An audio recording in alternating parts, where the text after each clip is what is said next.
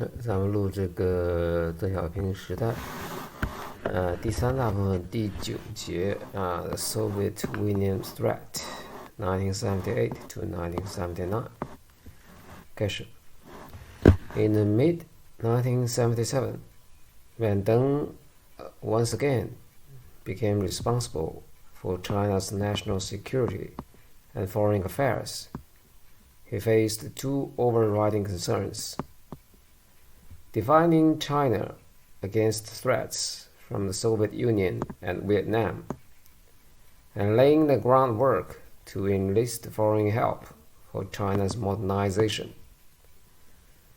To reduce the danger from the Soviet military, he sought to firm up relations with China's neighborhoods and to block Soviet advances. To help with modernization, he turned to Japan and the United States. In pursuing these goals, for 14 months, beginning in January 1978, Deng undertook a whirlwind tour of more countries than he had visited in his entire lifetime.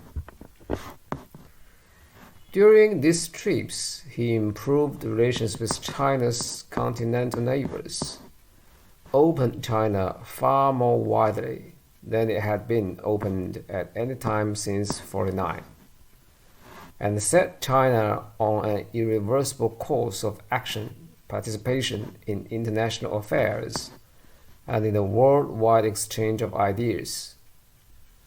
In 5 trips abroad, he visited Burma, Nepal, North Korea, Japan, Malaysia, Thailand, Singapore, and the United States.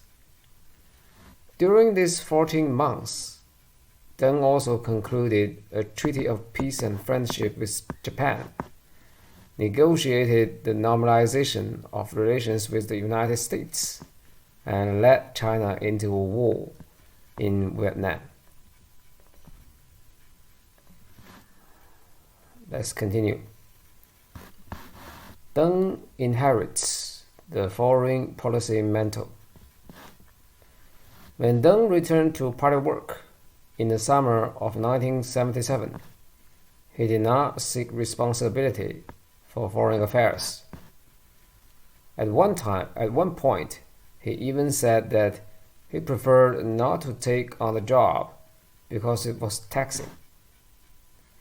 But China needed Deng to manage foreign affairs.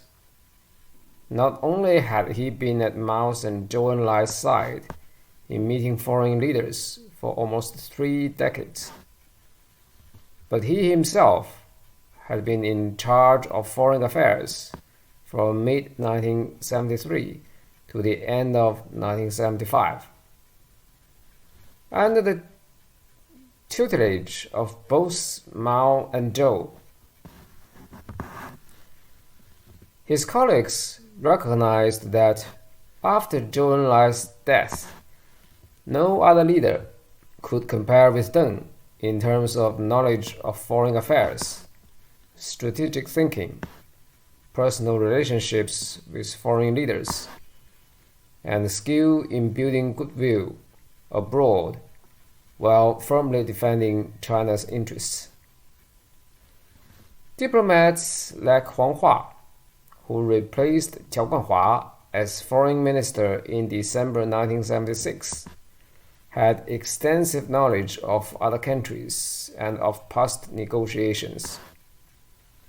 But China's diplomats lacked the confidence to make important political judgments and the stature to meet top foreign leaders as equals. Foreign policy had long been a central focus of the top Communist Party leaders. Mao and Zhou, in particular, had been towering world-class strategists, confident in dealing with the world's other leaders as equals.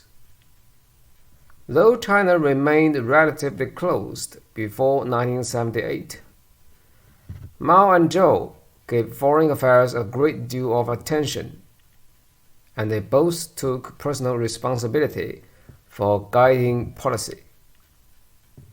When Mao met foreigners, he exuded imperial confidence and talked of philosophy, history, and literature, as well as of raw dynamics of world power.